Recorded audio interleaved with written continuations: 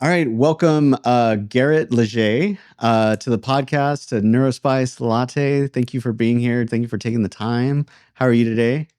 Good. Glad to be here. I'm excited. Yeah, let's dive in. What is your Neurospice flavor? Neurospice flavor, I'd say the main one is ADHD. That defines me more than anything. But it started out with what I call the package deal when I was diagnosed. It's like ADHD, OCD, but the main one was actually Tourette syndrome. That was my first big diagnosis. And that one just kind of faded out. The tics kind of disappeared. Not disappeared, but all but gone, thankfully. But yeah, ADHD is who I am to my core more than artist.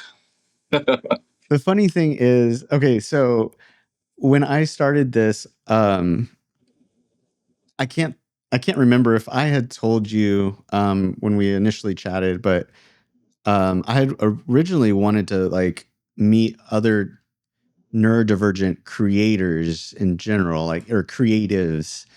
And it wound up like just kind of turning into like, I just want to talk to anybody who's neurodivergent. But I'm finding out that I feel like a lot of neurodivergent people are creatives. Interesting thing about the film industry is that it is flooded with people who are neurodivergent. My friend in San Antonio, she's starting a nonprofit to get people on the spectrum to get like hands-on experience on movie sets. Yeah, it draws in a lot of us, a little different people. I actually came across in like when I was initially kind of getting started, I found someone who was going to start up a podcast called, I think, ADHD Creatives Club is what it's called. And so I subscribed to their mailing list, and now they're putting out episodes. And I reached out to him. I was like, we gotta collaborate. Anyway, I thought it was kind of cool that he's um, doing like strictly creatives, but on my end too, I'm like, I don't know. I feel like everyone who's neurodivergent's got some sort of creative side. Okay, so you mentioned film. We're gonna dive into that in just a second. Um, I want to first kind of hear like your journey into kind of like, because you say ADHD is like your main thing, but how did you get to that point? What was the starting point and all of that? Yeah, so I was a hard case. I mean, I think it was 1995 is when those symptoms really started to show. So around he was five. Um, well, when I was in kindergarten is when the signs started to show. Putting me in a school system, the anxiety skyrocketed. I couldn't take naps. I was up, my eyes open, looking at the ceiling, creating stories in my head, and eventually accumulated. Got a lot worse as I got older, to the point where like the stress was stressing out my parents. Like just being able to do homework was nearly impossible. So like we just got to go see someone. And my memory is pretty funny. Like all I remember is the doctor looking to my eyes with a little light and saying, "You got Tourette syndrome." Like that was it. They just had to look at my eyes. I'm like, okay. Like these magical people. So yeah, like I Wow. had Okay. a lot of verbal tics, a lot of doing patterns, like doing like weird clicks with my face and hands. And around, when I was 12, I got my first camera, and like you could see it. It was like making movies with my friends, and like it would just like interrupt everything, but in a funny way, because like my friends didn't care. And so it was just like this kind of piled on of like overactive mind, so much going on with the tics, with the anxiety, ADHD. I just got lucky having hyperfocus, which is like if I liked it, I got really good, but to my detriment because I was so hyperfixated on drawing that like the sides of my tablets were just covered in sketches, and I was just like learning, creating these patterns, learning depth, and like drawing people's faces. And I became a master artist by like fifth grade, but like all of my schooling was just out the window. I was making F's and everything. Like I completely was failing everything in special ed. Um, just needed like my own space to like take my time. That was my big thing. Like my learning disability is kind of like your brain decides when it wants to give you the information. So one day I could be really sharp and really smart and be, an Einstein thinker, and the next I can't remember anything. I barely remember what a 5 is, So like, it's that switching Yeah. from left brain, right brain hemisphere. My brain goes right all the time. I'm just faster visually. That's why I have more spatial recognition. So when I have to do something that's more practical, like, do not give me a spreadsheet. I'd rather outsource all that stuff to someone else. Like, get a producer, let them take care of that, and then let me just have my freedom to like be creative, and like hopefully I can manage to kind of bring that chaos into order. But I'm 36, and I have my tools now, mental tools, and it's working out for the most part. Luckily, I have charisma. Otherwise, it would not work for me in the film business. It's like, it just wouldn't. That's awesome. I'm very, very much visual too. It's easier for me to understand, or I guess process whatever information it is, if it's a lot more visual. But if it's something that, if it's not visual, it's just boring to me and it's more difficult. I can still sort through it, but it's going to take a lot longer. And that's why everything in my life is like color coordinated to some degree. You were also the reason, like, I'm still in the process of, getting the podcast going. I'm still figuring out my systems and everything. And you're originally going to come into the studio, and during our initial chat, you had mentioned like visual stuff. And so you got me to start the process of like, oh, I need an email template for in-person stuff, because finding the building I work at is like so difficult for people. And you were the reason why I got you a nice little map and drew on it. Yeah. So Yeah, it's right there. I owe that to you. Yeah. No, that was perfect, because that's exactly what I would look for. Like, that's the first thing my mind's going to. My mind does not want to go to street name, what's east, what's west, what's the landmark. Like, it's processing all this abstract language, right? And then have to tie the language to visual, but visual is so much quicker. And so the doctor looked into your eyes and said, "You've got Tourette's." I still can't believe that. When was it like that ADHD came into the picture? Oh, it was the same day. It was like, that's why I call it was the same day. That's why I call it the package deal. They're like, Tourette syndrome, ADHD, OCD, because they did like the questionnaire. They walked through all the problems I was having, and I don't remember. It wasn't a psychologist or psychiatrist. To me, it seemed like just a regular doctor. That's what I remember. I'll have to ask my mom, but yeah, it seemed like it was. Since it was so long ago, it seemed like a very quick diagnosis. But I'm sure they asked me a bunch of questions too, or asked my parents. But yeah, the ADHD thing definitely came with that package deal. I didn't find out until I was 30. 38. Oh wow! Maybe. And so I guess I'm curious, like, were you like hyperactive and all that when you were a kid? My parents fully expected me to be the next Jim Carrey. I was the crazy entertainer. My dad, he was a bass fisherman, so we would be on a boat in the bayou, and I would manage to just be singing Cher songs and just like having other passersby on boats laughing. Like, yeah, no, I was massive entertainer, high energy. Could not burn my energy out fast enough. My parents just like let us roam in the wilderness to just get the energy out. But it was weird because like there was that, but then also my parents were like, you guys, all my brothers were all creative, gifted. Like, you're surprisingly quiet and just kind of stayed in your room and just like read and drew and wrote and stuff. And so it's just like a perfect balance, I guess, of just having that hyperfixation of just like focus and disappear in a quiet place, which is why I paint. I can paint for like 4 or 5 hours straight, sometimes with no music, and just in it, right? And then there's the other part of me that just wants to be on stage and like have all the attention on me. some of your like childhood stuff, I'm like, well, that was kind of me, but also was like not super hyperactive. Mhm. I'm the mixed ADHD, Yeah. so I kind of I got in a snuck lot of by. trouble. And, like growing up under the poverty belt in the deep South around, Cajun people, they just kind of say whatever's on their mind. And, yeah, I would say a lot of things that weren't so PC in front of teachers, and I had to get dragged to the principal's office. Yeah, so there's that. But I was funny, so.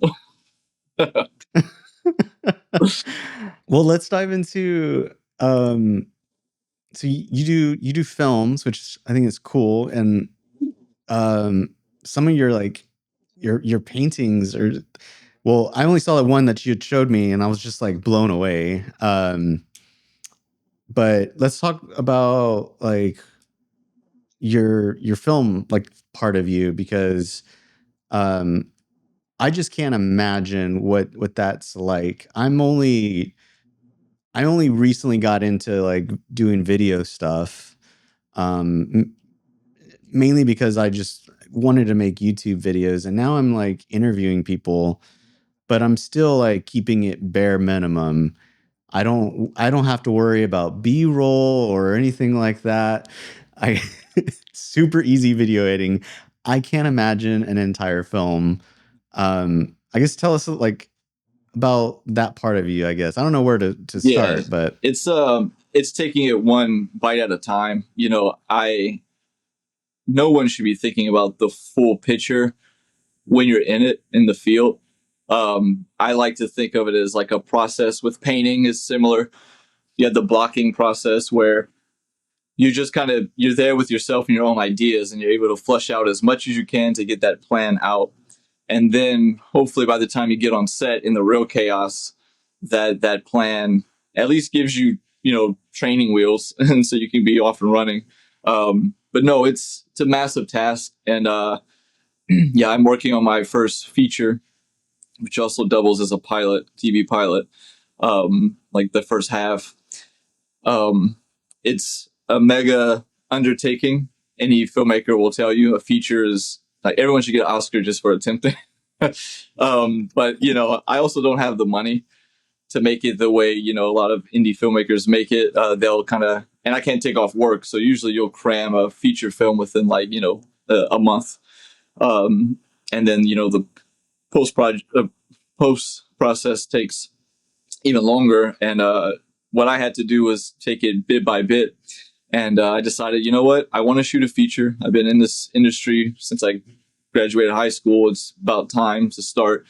And I decided, instead of stressing myself out with all my neuro issues, I was like, let me just like take it one chunk at a time. Like I wrote the first. I had an idea of the full script of what the story was going to be, and I was like, let me just focus on this first month.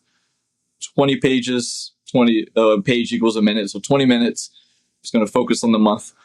And then I decided, well, I'll just do a whole year. I'll just give myself an entire year. Hopefully I can focus on it and not get distracted by other projects. And it's been 9 months later, and I got a little over half of the film shot with the awesome people of Austin. A lot of hungry filmmakers just like me who just want to work. We were able to put this together. I think it's up to like this 55 minutes after 9 months of work.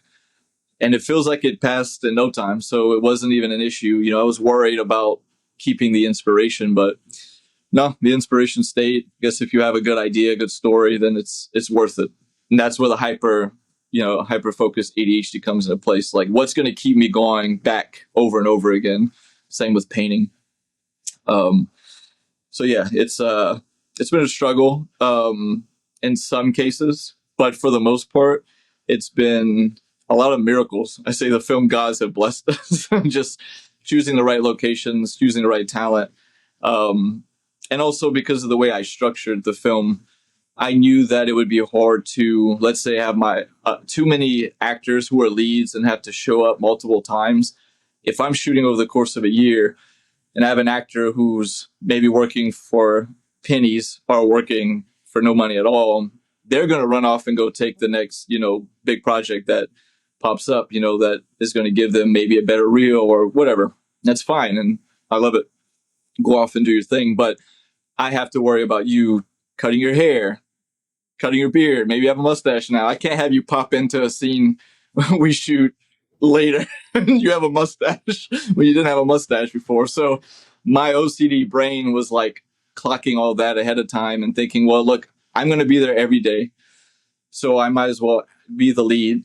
But also, I play a therapist in the film, and I'm like, let me just enter this actor's world, and like, so even when I'm there, I'm not there for a long time. Like, we're gonna go shoot their dream sequences, and we'll be out there, and I have them for maybe a few weekends, and we shoot everything out, and when we're done, then that's it for them. But at least my character, I know that I will be in the same headspace, in the same character over the course of a year.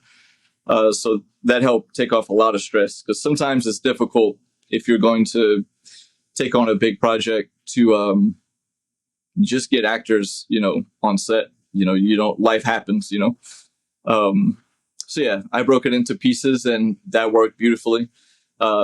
Each quarter, there's a focus on a different patient. And yeah. Okay, for one, I wouldn't be able to do that. Like, just the thought of like having to act into something, that would just scare the crap out of me. So kudos to you just on that, but also like taking control of everything else as well. Do you Oh yeah, okay, so the very first question that I had was like, um are there any points where you're just like, oh, like it's taking me this long, like it should be done by now, or anything like that? Because I get like that for just like stupid things that I'm like, oh, this should have been done by now, but I only say that in my head. It's like, well, technically no, like it's not a life threatening thing, it's maybe I just didn't do the thing this week, and it's okay if I push it back another 2 weeks or whatever.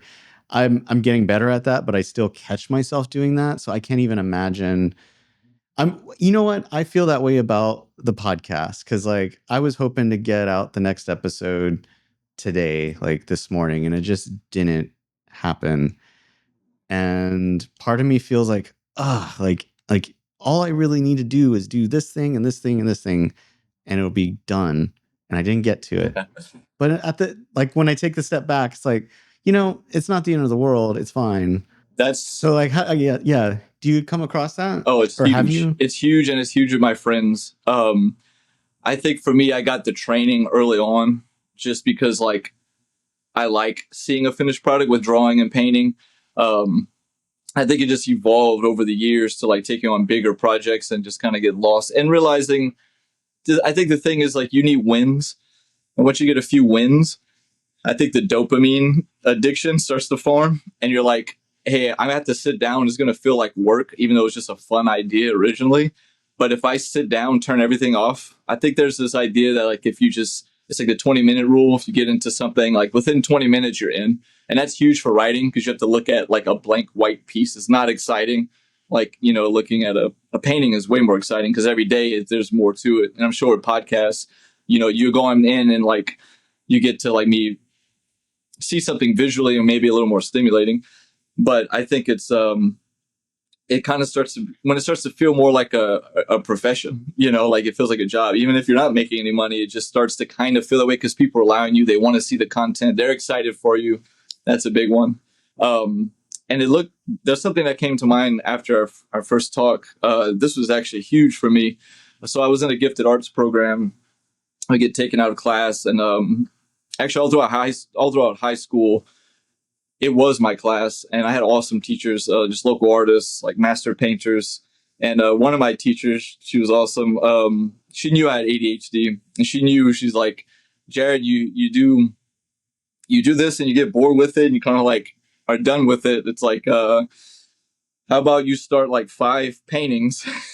So, and then see which one you finish within the next few weeks. And dude, sure enough, like it trained me to realize that like there is certain subject matter that like stimulates me more, right? So like, like I think she got me to paint like a rooster head, and like I was like, that's going to be boring. And I think by the end of it, that one ended up being the most interesting one. Just like the way it felt to my hand, the way the colors are popping. I was like, I would have never chosen to do a rooster head. That's boring to me. I want to do space and the Matrix and all this stuff. Like, so it helped me understand. Okay, so this is like a dopamine focused disorder. But once I started to like engage with things that like felt good, to like it checked all the boxes of what was stimulating to me, then it all started to work. But I think the big one for me is imagination. And even going back to the podcast thing, it's this is going to be the most productive you're going to be early on, because you get to find and you're stimulated by new ideas and maybe trying out new edits and all this stuff. And I think just plopping yourself in the chair, no matter what, how painful it is. It's always painful to start, but like I'm telling you, after that 20 minutes, I mean, you're writing, and it's like, I'm so glad I did this. And you feel neurotypical for the first time in your life, but you're definitely not. Yeah. I don't even know if I felt that way. I guess I have. Yeah. But But the problem is when you get past that 20 minutes, it's like 4 hours later, and you're like, oh, I've been sitting here for like a few hours, and I've been holding it. Like I need to go to the bathroom, and I've been holding it. Yeah. I don't, all right. Sorry, what were we going to say? No, that was it. I was going to say, I usually forget to eat, which is a problem. If I'm at home by myself, I will forget to eat or forget to go to the bathroom. If I'm at home with somebody like my wife or son, like I'm getting up every now and then, and like that forces me to like break away, which can be frustrating at times, but also helpful for those things that you just kind of zone out and forget about. Yeah, and it's like I said, it's choosing your projects is huge. Simplifying is huge. When I go in, even though I know I can get lost, just like in conversation, we ramble, or like you have a project, you kind of get lost in it. Maybe just having like a sticky note that says like, what is the task and where can I stop, or what's my boundaries? Like you need parameters to kind of close you in. It doesn't have to be a time limit, but it has to be like, what's the goal? Like screenwriting, like I'm writing a scene. I mean, you can just go over and over, and I'm like there for hours, just like they're talking too much. This seems too much like they sound like professors. Why are they giving all this information? And then I'm like, oh, because I'm in like I'm in info mode. I'm in like research mode. But I was like, what is this scene actually about? It's about the dynamic between like these brothers or whatever. It's an emotional experience, and like that simplification like cuts all the fat. And then this is it. This is the only thing that matters. And like then the time speeds up, but I end with something. I have a product. And then I can move on to the next and the next. So I'm not lost in those loops of like, where am I and what is the actual goal here? That's just the curse of the creative mind. I think it's probably not just neurodivergent. But I I speculate that most creatives are neurodivergent. It's coming out, like all these great directors. Like it's obvious that Scorsese and David Lynch were on the spectrum. Yeah, 100%. Yeah. What are some ways okay, before I get into that, like one of the things I just want to like make sure to highlight is you said a while back, but like acknowledging the wins and all that. I think that's a great thing to like keep into perspective. Like if you're starting to feel frustrated, I like when I was starting to get this podcast going, I was really, really frustrated because like I was excited about the project and I just wanted to get it going, but there were so many things that I was trying to learn and figure out, and like so many roadblocks. And at the same time, I'm like, but I want it to look good. The perfectionism came in, and I had to like sit down. Like I got out a sheet of paper and I just said like, okay, if this and whatever the thing it was that was frustrating me, I would think about that one thing and think, if this thing were easy, what would that look like? And I had to like break certain things down for myself to be like, all right, maybe it's not the way you want it to be right now, but how can it be easier, Anthony? And that was something that helped with me. But for you, like, what are some other ways that like you're? I know you said you're like kind of like breaking it back, like by scene or and all that. What are other ways that you're doing to help yourself, like in making this film? Like, I'm assuming breaking it down and all that, but Yeah, it's also like experience. I think experience is key, man. With everything, you just have to take so much action and fail constantly. I worked, my first job out of high school was a production assistant. You're basically the bottom of the totem pole and just watching, and you realize, like, man, it really does take 10 hours to shoot a 2-minute scene. So you start to take the pressure off your mind of what the fantasy of a thing is, and you just become more realistic. And for me, it is, yeah, those bite-sized pieces. And I think I love it so much. For whatever reason, I got that bug, that it's just worth it to, you come home, you're tired from work, but like, I'm just going to sit down and I'm just going to storyboard and do schematics and just kind of try to have fun blocking out what it's going to feel like on the day when there's chaos. So yeah, I'll sit down and I have a dry eraser board and I'm in the space and I'm like, okay, I'm drawing little circles. I can actually send you images of how I do it if you want to post it. But yeah, it's very rudimentary, but because it's on a dry eraser board and it's not like an app or like I have to open these windows, and like when I'm on a computer, like I don't want to be in that space. I want to be like I'm painting, right? So it gives me an opportunity to be more of in a comfortable flow. Then that's like the easier part. And then there's the producing, which is, okay, now I have to go on Facebook groups and I have to start getting my auditions. So I'm sending out, I'm having to write these really nice little, like, they're almost like sales pitches to like entice creatives to, talented actors to come and want to like play in the sandbox. And so I have to write that out. And then so there's a bunch of, auditions going to my emails. And then while I'm doing that, I got to talk to my crew and see if they're going to be available. And like, I'm spread out thin mentally because there's so many parts I have to bring together because I'm producing and directing. I'm the writer, doing everything. So I simplify by, keeping my crew bare minimum, even on smaller crews, like no less than 20 people. But there's some things we shot where it was literally just 2 people, for a 10-hour day. Because for me, I just need that space and room to like not have a bunch of people asking me questions, like it's just me. I know what's going on. I have the plan in my head, and most of my crew have no idea even what's going on, which is not recommended, but I'd say it's better if you don't have a budget and you're on a time crunch to do it that way.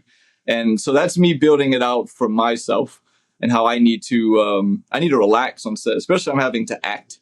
And then as I'm acting, like even with this interview, I'm thinking about the pauses so I can give you some band-aids for editing. Like I'm in everybody's department. I'm thinking about the words. I'm having to direct my actor across from me while I'm acting. And so unable to be in that headspace of, to me, it's just like imagination. It's the same thing basically you had when you're a kid playing with action figures. You're just in play mode. And to do that, I don't like, right now on this project, I don't like to have just too many questions and too many people, or they're kind of locked in the left brain mindset, or like they don't have enough information and they get on set and they're completely they're in the unknown. I rather just have like a small crew and then they kind of know generally what I want, and it just starts to work.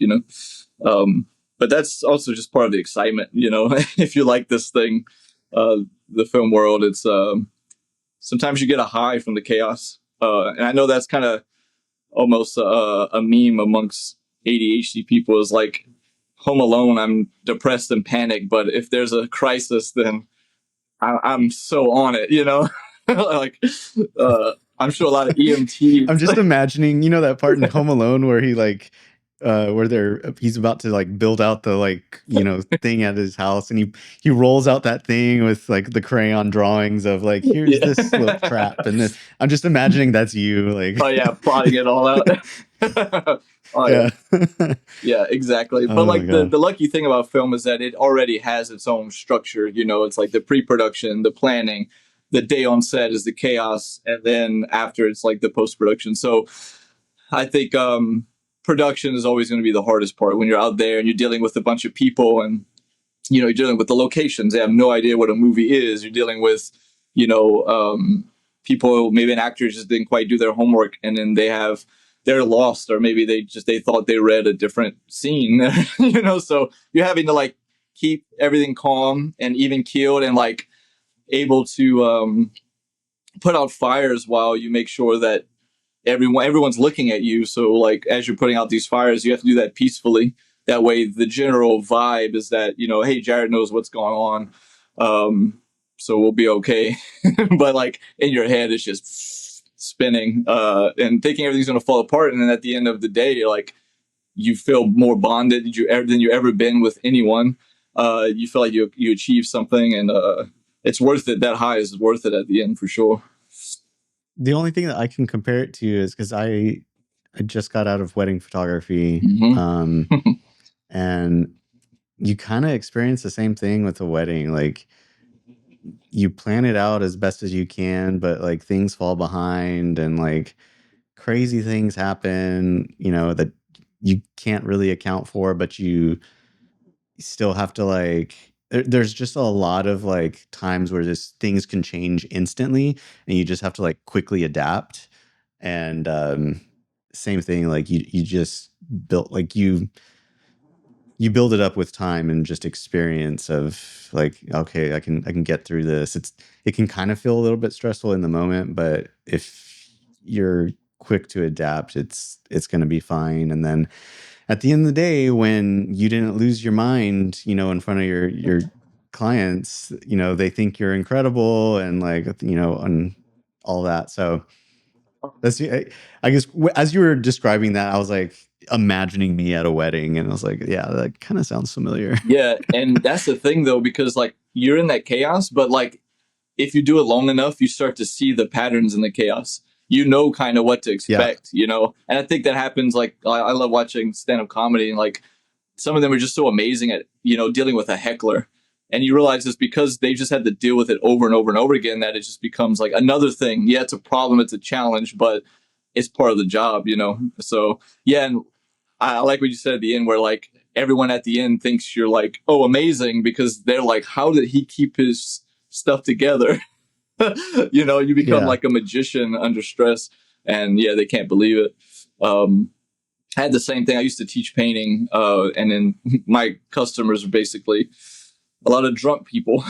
So like at the end of the day, they kind of realized they were Painting with being a twist. chaotic. Yeah, like I'm having to keep order and teach them something, Bob Ross style, right? And at the end, they come up and like they're hugging me and like, oh, you were so good with us. Thank you so much. Here's like $60. Like they tip you more.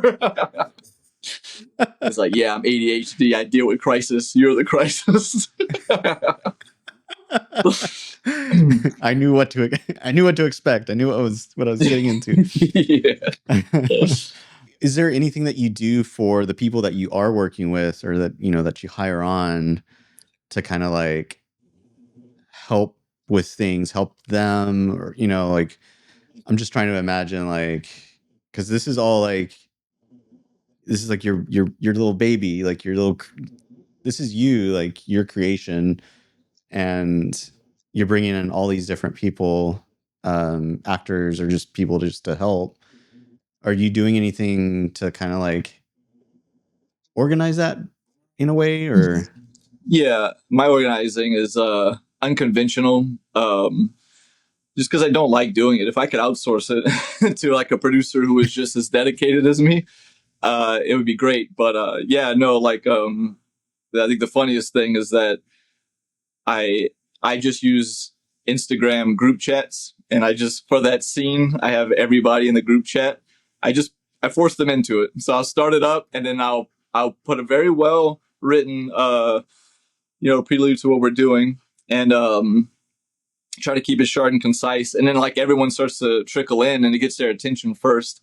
And then I kind of got them on the hook after that, because there's a lot of, professional actors who they prefer email, and they have like a process they're used to. And I'm here just being like, hey, I'm going to give materials and links to the Instagram chat. So younger people are fine with it. And then eventually, more the veterans in the field start to just kind of be okay with it. Like, I'm already here, so I guess don't worry about the emails anymore. But then, I try to do a very thorough call sheet, which is basically a document. It's really nicely formatted. I have like my logo and everything, and just kind of has a lot of flair to it because I'm creative. And it's like, try to send them down, the process of like, where's the location going to be? What's the times? I try to be as thorough as possible. But even then, people don't read the call sheet. That's a that's another meme in the film world.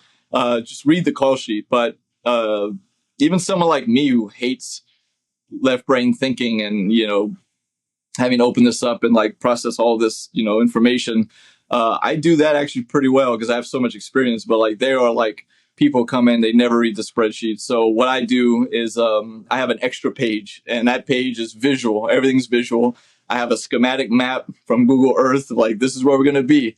Here's the dotted line. This is where you're going to have to walk after you park. And then I have like ground view levels of like, this is a long grassy trail. You're going to have to step over this big stone and then you turn to your left at the gingerbread house or whatever. Like, it's just this like overly detailed, visual aid basically. And that comes from me because I would like that. It's quicker for me. But people tend to like it. They laugh at it. So yeah, that's just how I do it. Is there like, can you think of any other things related to film that that you do that unconventional or but like helpful or anything like that? I think ultimately the roadmap for everyone is hopefully the script. Trying to keep as clear as you can in the script of what the actions are, what the dialogue is. Oh, this is something I do. When we have the script I have on set, it's all color coded, and it's for me, and like, because I have a hard time. Like, even I wrote the script and I can never remember my script. I never know where we are. Like, I have to have a friend or an actor tell me where we are. I'm like, dude, I did all the work when I sat on that chair to write this. I'm done. That's what my mind, I guess, tells me to do. But so I color code just so I can quickly write. Because also, like, I'm acting or I'm helping shoot, I'm running camera, I'm directing. I want to grab a script and I want to see, say I have like maybe two actors in the scene. I have one actor color coded in green and another in red. And so they can quickly get to it. So I'm not having to like, because everything looks the same on the page to me. Like, I look at a script and like, literally the whole entire script looks exactly the same. There is no pattern when I look at it, and my anxiety peaks. And so that comes back from like years of, being terrible at tests. So my mind wants to just burn the script right away. But because I have the visual aid, or I have a star system, like as I'm going, I have like brackets that say, this is a note or an idea I had that I want. And on top of that, I always have notes on the fly. It's like on my phone, I have a notepad where I have a note for an actor that I didn't think about or I didn't prepare, or I know I'm going to forget. Like, I have great ideas. Like, on the way to set, I have amazing ideas. I'm like, oh my God, I have to do this. I have to throw this whole thing I already wrote out the window. And I have to tell my cinematographer, actor, everyone, now they have to deal with this switch.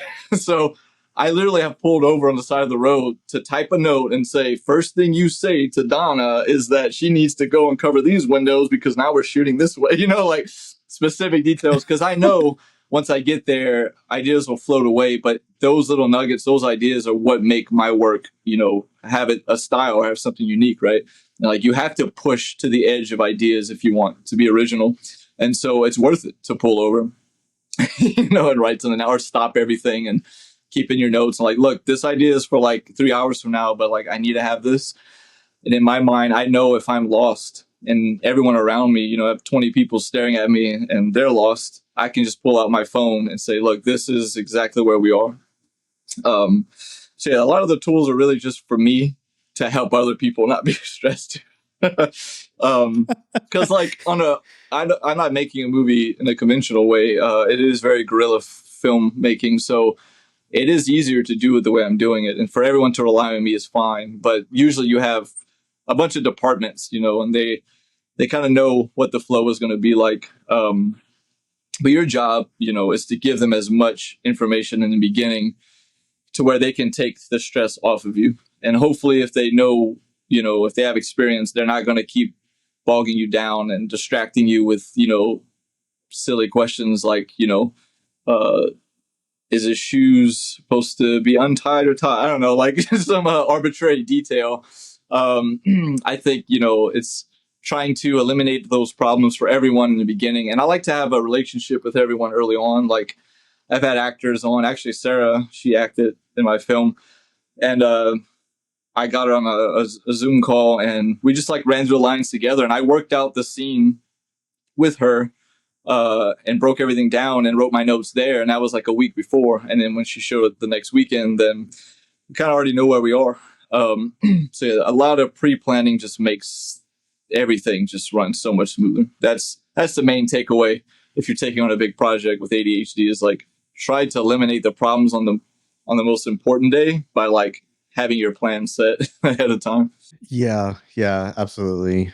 Um, so Sarah was actually in the previous episode, so I didn't know she was actually she had acted with you, so that's cool. But if anyone's curious, she was the previous guest in the previous episode. Um, yeah, I mean, I do like a weekly thing, like every week, every Sunday. Um, I didn't finish it yet today, but every Sunday, like I kind of look at the week ahead. Like, what do I have got coming up? What does my wife have coming up? What does my son have coming up? And overall, just kind of like plan things out so that way, like I don't run into like something really bad happening where I forget to pick up my kid from school or something like that. Like, and so I I set aside time to like, I do that as a weekly thing of like just planning ahead and making things easy. I did that with weddings too, where I would meet up with a couple, a few weeks before and go over the timeline, ask like extensive questions. Like it would be an hour-long meeting of just going over everything. So that way on the day of, like none of us are thinking about like anything or something didn't, something happened that we didn't think of prior or something doesn't happen. But um and same as you, I actually on my home screen have like a quick link to my notes app, so that way it's just like just for like quick notes and temporary ones. Like I always, once they're done with, I go in and delete them. But anything like if someone's telling me something I need to remember, like I just immediately pull out my phone and I just start typing. Or same as you, like there's times where it's like, oh, I've got this idea, I need to like write it down right now, or Yeah. it's gonna be gone, or Yep. It'll I've done float the same away. thing as soon as you yeah. And I've done the same thing where it's like, okay, as soon as I get to this location, I need to tell this person this thing. I've done the exact same thing.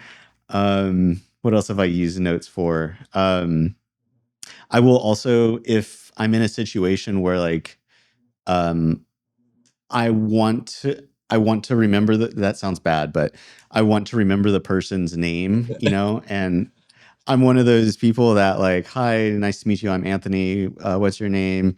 And then I don't remember their name. And so, because I know that about myself, if I need to, acknowledge them at some point, usually it's just at work, but I will write it down. And then if I need to ask that person a question, I just look at my phone real quick and go, oh, that's Melissa, or, Yeah. whoever. I have a And trick. so that way, I was gonna say tell I me. have a trade craft. I'm about to give my secret to the public here. I have a huge problem with names too. It's massive. And so basically, my hope is that my mind has a general idea. And so, like, especially dealing on set and there's a bunch of people, and like, I'll just go up with confidence and be like, all right, so Jacob, right? And like, no, it's Jed or whatever. It's like, oh yeah, sorry, I missed it. So I try to get it really close, as if, hey, I remember your name and you're important to me, and I don't want you to leave my set. But you know, your name's this, right? And it's like, no, that's not it, you know. But yeah, I think it's like the energy instead of panicking and like, oh my god. And another big plus of being on set is that you have character names. So if I forget their name, I'm just like, you're the character for this whole movie. Okay, I got a funny story. Where I work, there's someone that always brings in their dog. They're the floor above us, and so me with dogs, like I don't have my own dog, but like where we live outside the dining room area, it's like you can see the apartment's dog park, and I'm always just like standing out there like watching the dogs. I love dogs. I I if reincarnation is a thing, I'm gonna be a dog in my Oh next yeah. life. Like I'm 100% sure. Um, but anyway, so I'm always seeing this like big fluffy dog every now and then, and one day I finally like decided to ask. I was like, "Oh, what's the dog's name?" And he goes, "Oh, it's Riggs." And I didn't even think to ask, their name. I was just like, "Oh, this is Riggs. Cool. Awesome. Awesome." And so I did the funny part is I didn't need to write down like, "Oh, the person above us, their dog's name is Riggs." I didn't do any of that. I didn't even ask like a second time, like, "What's your dog's name?" Again. I Yeah. just want to remember. No, it was just one time. So So the takeaway is actually to like when either be a dog or have an interesting name to remember. I guess so. So I ran into him like a few days later, and I just go like immediately. I'm like, "Oh my god, Riggs, hey, yeah," and like I'm petting the dog, and then I just like embarrassedly started laughing, and I go, "Hey, dude, I feel so embarrassed, but I know your dog's name, but I don't even know your name." It's- um. Yeah. Yep, So that's real. yeah. Yeah. So the trick is to be a dog, and I'll remember your name. Uh, Yeah, maybe it's that dopamine stimulus thing, right? It's like the dog, so my mind remembers. maybe so, because like when I'm in moments where it's like, oh, I need to remember their name. I need to remember, and like I'm just going through this, and it's like more of an anxiety thing rather than like a, oh my god, oh my god, So I don't know. Yeah, it's the thinking about thinking. That's how I get stuck. Like, because my mind works fast and I can catch things and I grab things, but like depends on what state of mind I am. If I'm tired, especially, my mind just will not grab something, and then it starts to think about I can't grab it. And in a second, I turn away and give up on it. It's when it comes to mine, which is annoying, but it's a pattern. I don't know if that's common with you, but it's the biggest detriment to my professional life. I just can't grab things when I need it. I've thankfully just I I give everything a home. Like I know it's the cliche thing, but everything has a home, and so like that allows me to like not forget things, but also too going back to like the over like planning and all that. I also do that. So like when I'm doing these podcasts, I've got a reminder on my calendar, pack up, such and such, and I put everything in my bag so that way the day of I just grab my bag. So if something chaotic happens that day, Yep. I won't forget anything. I know I need to grab my bag. Same thing for weddings. I would charge everything up the day before, format all the memory cards, like bag would be ready to go. I could just relax and just grab my camera bag and leave. Man, that's huge for me too. Yeah, I was gonna say I wanted to mention that because like in my notes, so I have all my equipment. I bring all the camera gear too. So I actually have my checklist and notes, and then I use the green check mark emoji. So it's like a big visual cue of like, you definitely have this in your car. So I don't really care. Like, yeah, I have certain bags, and I make sure that when I pack everything, come back home after a shoot, every single bag is supposed to have everything in it. And then that's easier to want to get things back in the car. I know that really my car is like the magic box. Like if everything's in there, I'm safe on the day. Because if I'm going miles away from my house, I want to make sure that like that checklist says it's in your car. So at least if you're panicking, you don't have it on set, it's definitely in your car somewhere. I do have moments where like I'm about to leave, and just for any sort of thing, not for photo stuff, but where I'm just like, I've got this feeling like I'm supposed to, like, I'm forgetting something, you know? And all the time, like every single time, it's because I didn't write it down, but I know I'm forgetting something. I just can't remember. And then as soon as I get there, like, like that's what it Yep. was. I've totally forgot this or that. Yep. Every time. So if I don't write it down and put it on my calendar, it just, it's just not going to happen. And that's for anything really. Yeah. So you're using calendars for a lot more than just marking days. Like you have, actually, what are you using? Everything goes in my calendar. I'm actually, I'm in the process of like moving everything. So, I've decided I'm just going to commit to trying out this other app. The one app I've been using for well over like a year and a half is running into a lot of bugs lately, and it's kind of annoying. And so I'm trying to try out this other one. I don't like it because it's got some friction points as far as like getting to-dos into it, but it's basically just a calendar and a to-do list all in one. So that way this one app holds not just your calendar like events, but it also contains your tasks. But then on top of it, you're able to drag tasks into the calendar and block it out basically. So that's one of the things that I do when I'm planning my week, and I do it every single day. So if something didn't happen, I can at least move it to another day that makes sense, that I can try and attempt it again. But yeah, like anything I need it to do, it goes onto my calendar wherever it makes sense in that day. But I even do things like shower, brush my teeth, like just everyday things that I normally should do, but I kind of do it because if it's one of those days like we were talking about where you're super hyper focused and you've been sitting there for 4 hours, I won't know if I've done something. So it's like, did I brush my teeth today? And then I have to look at my, no, I didn't. Okay, let's go do that. Yeah.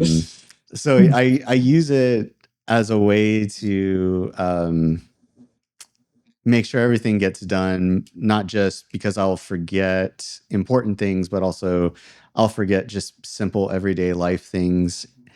And time blindness is like a huge thing for me. And so me visually mapping out everything color coordinated and all that, I know what my day is looking like and all that. And so the calendar for me is just, it's such a huge tool. And Yeah, you are process oriented though. But do you feel, this is a question for me, do you feel like my fear is that if I go too much into process, that I become kind of attached to the process? Meaning, do you not don't does it feel clunky after a while where everything's regimented? Like this is different because like I guess the bigger question is, are you medicated? Because I'm not. I'm not medicated at all. And so there's this level of freedom and flow that I like, being more creative dominant, right brain dominant. So yeah, I guess that's my thing is I worry that if I do get medicated and I get into a lot more process for my daily life, am I gonna feel like kind of caged in? I don't know. I don't know if that's the thing. Maybe we're in two different worlds. Maybe that's just your natural, you know, your natural yeah. mind. No, not medicated. I was on medication for like 2 months, and I got off of it. Yeah. I started losing my hair. Oh wow. Oh, I guess I was on it. Yeah. as as I was like saying those words immediately in my head, I was like, Anthony. No, so Don't say I went rent a that. lens. I was doing some product photography yesterday. I went to Precision and I gave my ID and the guy looked at it and he's like, "You don't have hair." I was like, "What?" I had hair on the ID. Yeah. No, I uh, like it. I had a good run. I had long hair for years, so I had a good run. See, I'm in that phase now where it's like I wanna have that long run for a little while, Yeah. and so but yeah, I got off of it, and then they were like, "Do you want to try other ones, like maybe non-stimulant ones?" And I was like, "No, like I want to grow my hair out, and I'm afraid I'll continue to lose more." And so um, wound up not doing it. Maybe I'll return to it in a year, but yeah, I don't know.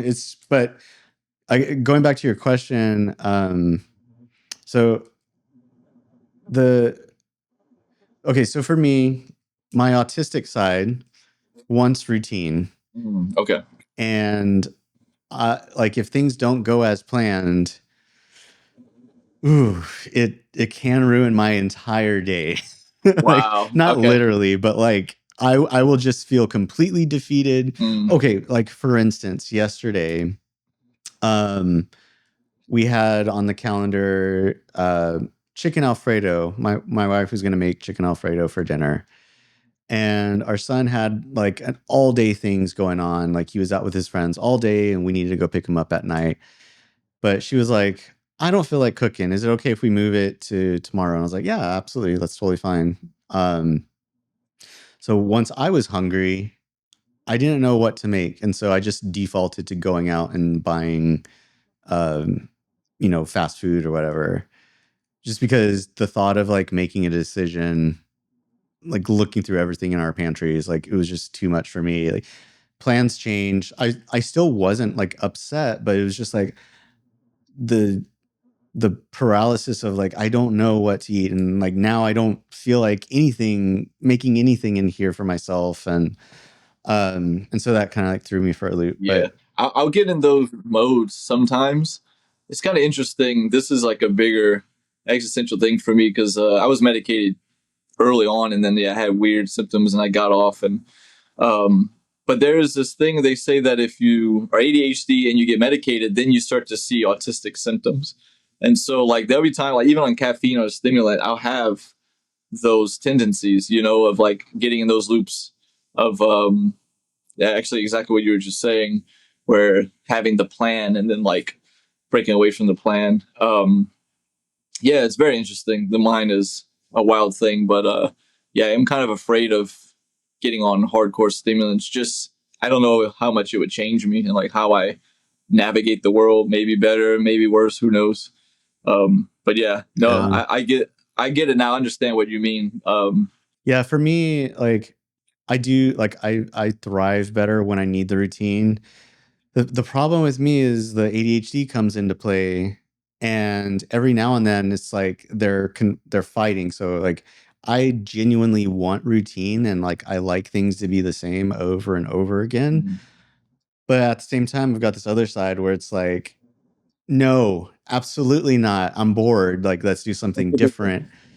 And it's like some days like the routine is fine. Some days I just need to throw out the routine and just kind of just go with the flow.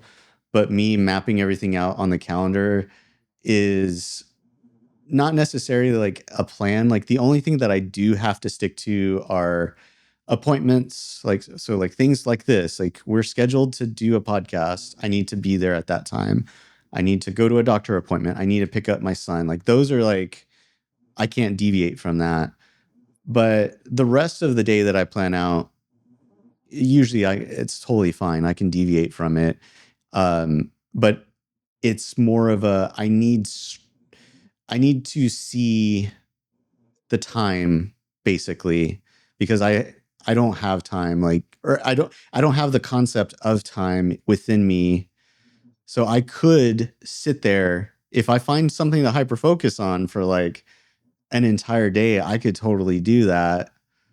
But then like the day is away from me and like I don't know. So it's more of just like for me to map out all right, you're going to have enough time to do this, and you're going to have enough time to do this, and all that. But as long as it's not something that's super important, it's okay if I deviate from it.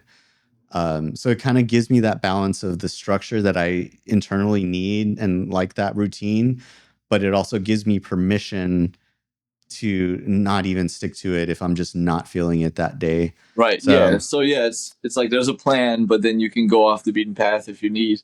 Yeah, I'm kind of similar. Time escapes me a lot, and so I have to set alarms. Like for this, it's like constantly setting like when do I think is a good time, blocking in my head. It's like, well, I need to do this, this, and this. Set up the camera. I got to go get my light. And then it's funny because like, I had my alarm and I thought I had everything ready to that point. Because the hope is that when that alarm goes off and I have to give myself a 10-minute window to relax into it, of course, I left this light in the car. And then I ran and got the light and had to go back for the stand. So, I need something to like jolt me. And so an alarm is the best. I have alarms for everything. Just because I need a jolt out of whatever I'm in, because I could be in an editing hole, a painting hole, I could be in a scrolling hole, and I just need something to just kind of shout at me that you actually live in a structured world. um, speaking of time getting away from us, we're getting close to wrapping up. But before we do, do you use Mac? No. Or are you Windows person? Windows, yeah. Windows? Okay. I don't know if they have a Windows version, but there's an app that I use called it's In Your Face. But basically that app, I'll just mention it just in case others who are watching it resonates with them. But what it does is you can connect it to your calendar, and so you can have it with. So me, I use tons of calendars, but I only connect it to my events calendar. So like important things like this. So if I'm sitting at my computer and it's getting close to like I need to leave to go do that thing, it takes over my entire screen. So instead of like a little notification popping up on the side, ignore it. That's cool. You can't ignore it because it's just like this is coming up, and so it literally takes over the entire screen. I love that app so much, and it saved my butt so much because if I'm in a hyper focus of like editing or something, I definitely won't forget it if I'm sitting at my computer. Obviously, like if I'm away from it, then that's a different story. But yeah, that's cool. Yeah, definitely. I'll link that down below. Yeah. Yeah. Okay. Is there anything that maybe I didn't ask or that you wanted to mention? I think a big one, I wanted to say this just to get it on camera. For so many people I meet, every type of creative, in the photography world, from models to actors to painters to editors, and you meet a lot of amateurs or hobbyists, or maybe they're just kind of dipping their toe in things, and it's the same pattern with every single person. They don't know how to get started, or they have these anxieties and insecurities about getting started. Like, I think they're overestimating, first of all, what other people are going to think, especially in the field. For me, the ADHD is beautiful. I guess this is more for neurotypical people, but like, I think people like me, we jump in because we have no choice, and then we learn when we're there. You never need to know 100% of the information to jump in. And the truth is, like, your headspace when you're sitting at home and you're wallowing in, the pain of not doing the thing you've always wanted to do, whatever it is, getting started, your hormones are just at a baseline low.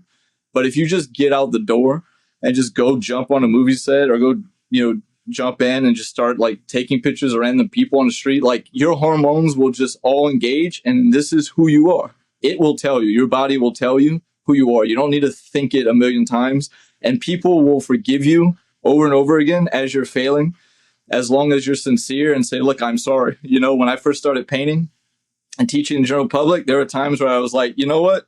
I'm nervous. I'm going to drink this whiskey. Or like, I'm really tired. I'm sorry, guys, but we're still having a good time. Like, it's fine that like you don't know what you're doing. And if you can break through that barrier, that same thing is going to come up over and over again. And you'll be able to break each one every single time. Like, it's exposure therapy. I have anxiety disorder. Things are painful for me. Sometimes just walking out of the house, it's like a nightmare. for no reason. It just feels that way. But if I'm engaged and I get into flow, all that disappears. The medication of life is just like action, just taking action. I love that. I think that's a great spot to end, and I think something that I needed to hear too. So. Yeah, awesome. Yeah, glad to know. This has been awesome, man. This was really, really cool. I would definitely want to do this again. I love what you're doing. It's amazing. It's a resource, and you're just a cool dude to talk to. I appreciate it. I appreciate you, taking the time and being here and sharing everything. If once your film's done, let me know. Like, if I don't know where it's going to be, if it'll be available to stream or anything. But keep me in the loop on that. For sure. Maybe I can at least add it to the show notes or the description links to the episode whenever it does come out. Yeah, that would be awesome. I appreciate that. Thank you again for joining us. Thank you again, Jarett, for being here. And I look forward to bringing you another cozy cup of Neurospice. Take care, y'all. Thank you, Anthony.